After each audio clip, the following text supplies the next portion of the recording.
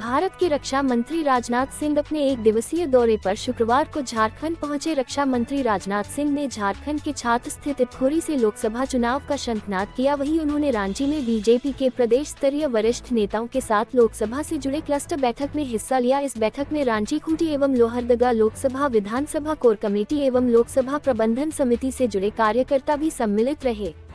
रक्षा मंत्री ने बैठक में अपने संबोधन के माध्यम से केंद्रीय नेतृत्व के माध्यम से किए गए झारखंड में जनहित के कार्यों के विषय में बताया और साथ ही कार्यकर्ताओं को लोकसभा चुनाव को लेकर जन जन तक पहुंचाने के लिए प्रोत्साहित भी किया।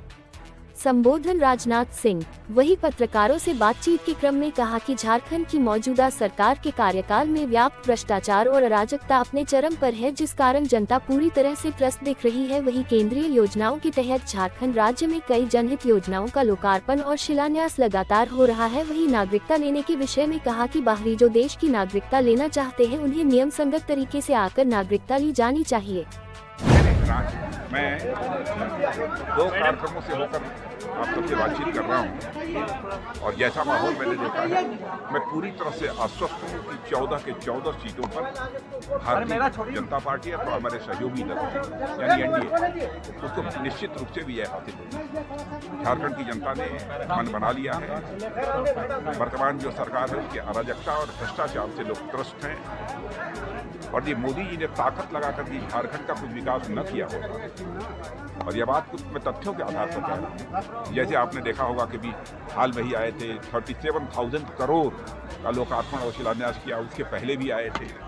ऐसे ही हजारों करोड़ रुपये का योजनाओं का उन्होंने लोकार्पण और शिलान्यास किया था। लेकिन यदि यहाँ भी हमारी सरकार इस प्रदेश में भी बन जाए तो डबल इंजन की सरकार मैं समझता हूँ कि झारखंड की पूरी गरीबी को समाप्त करेगी और झारखंड भी एक जो हिंदुस्तान के कई राज्य जो आर्थिक दृष्टि से संपन्न माने जाते हैं उन राज्यों की कतार में आकर खड़ा हो जाएगा। सर, कांग्रेस के लोग इलेक्टोरल बॉन्ड वाला मामला बहुत जोर शोर से उठा रहे हैं। क्या उठा रहे हैं? अब तो इलेक्शन कमीशन ने सबमिट कर दिया, दे दे वो देख लें उसको। और कोई आपत्ति है तो बतलाएं क्या आपत्ति है। बहुत बड़ा स्कैम हुआ है। अरे स्कैम हुआ है तो भाई इलेक्शन कमीशन को बतलाएं।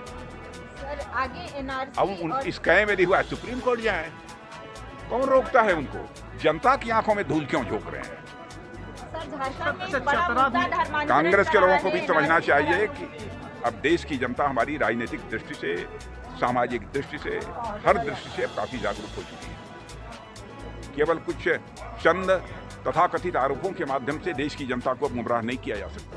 झारखंड में एनआरसी एक बड़ा मुद्दा रहा है, तो एनआरसी एक मुद्दा रहा है, धर्मांतरण जो है वो बड़े। अरे एनआरसी कौन सी बड़ी बात है? यह तो जो भारत के नागरिक हैं उनका रजिस्टर है। इसको आवश्यक हर चीज को लेकर जनता के अंदर भ्रम पैदा करने की कोशिश हमारे विपक्षी दलों द्वारा की जाएगी। सीएए जो लोकसभा चुनाव से ठीक पहले जो आप लोग ये अनाउंस कर रहे हैं, तो वोट बैंक की राजनीति के लिए आप लोगों ने सीएए का अनाउंसमेंट किया है।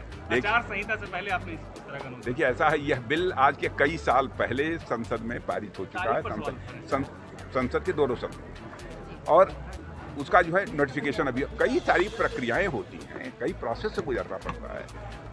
तो अब जाकर उसका जो है हम लोगों ने नोटिफिकेशन किया है। किसी की नागरिकता तो इसमें जाती नहीं है। यह कानून जो है नागरिकता का कानून जो है, इसमें किसी की नागरिकता तो जाती नहीं है।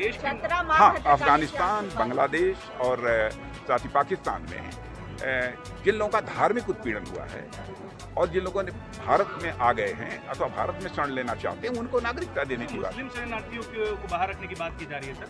मुस्लिम शरणार्थियों को बाहर रखने की बात की जा रही है, तो इससे जो है कह रहे हैं कि देखिए, पाकिस्तान में मुस्लिम का धार्मिक उत्पीड़न नहीं होगा। इस सच्चाई को भी तो समझिए। जो आना चाह रहे सर वो अगर, अरे भाई वैसे भी यदि कोई मुसलमान हो या किसी देश का कोई नागरिक हो भारत में नागरिकता लेना चाहता है तो नागरिकता लेने का भी एक प्रोसेस है। कई ऐसे लोग हैं जिन लोगों ने नागरिकता ली है, उस पर भी कहाँ प्रतिबंध लगा हुआ है। यह तो यह है कि तीनों देशों में जिन लोगों का धार्मिक उत्पीड़न हुआ है, धार्मिक उत्पीड़न के कारण यदि वह भारत आए हैं अथवा आना चाहते हैं, मैंने जो आए हुए हैं अभी तक दिसंबर 2014 के पहले, उनको जो है भारत की नागरिकता दी जाएगी। यही है नागरिकता। मुख्यमंत्री गायब हो गए थे 2 दिनों के लिए, लेकिन अब तो उन्हें चुनाव दुमका से फिर से लड़ाने की तैयारी है। जनता फैसला कर लेगी। सर एक सवाल, देश के मुसलमानों को सीए से कोई खतरा नहीं है? ना, कोई खतरा नहीं है। आश्वस्त रहना चाहिए देश के मुस्लिम समाज को, क्योंकि हम जाति, पंथ और मजहब की राजनीति करने वाले लोग नहीं हैं। हम लोग इंसाफ, इंसानियत, जस्टिस और ह्यूमैनिटी, ये हमारी राजनीति के आधार है। अच्छा सर, आखिरी सवाल, कांग्रेस के लोगों ने कहा कि राजनाथ जी तो ससुराल आए थे, बहुत लंबे समय के बाद आए हैं, तो बहुत ज्यादा असर नहीं पड़ेगा। कांग्रेस के लोगों का कहना था कि चतरा में अभी तक कैंडिडेट नहीं, धनबाद में कैंडिडेट नहीं, आए थे, उनका स्वागत है लेकिन असर नहीं होगा। मैंने कम से कम स्वागत तो किया है, धन्यवाद दो।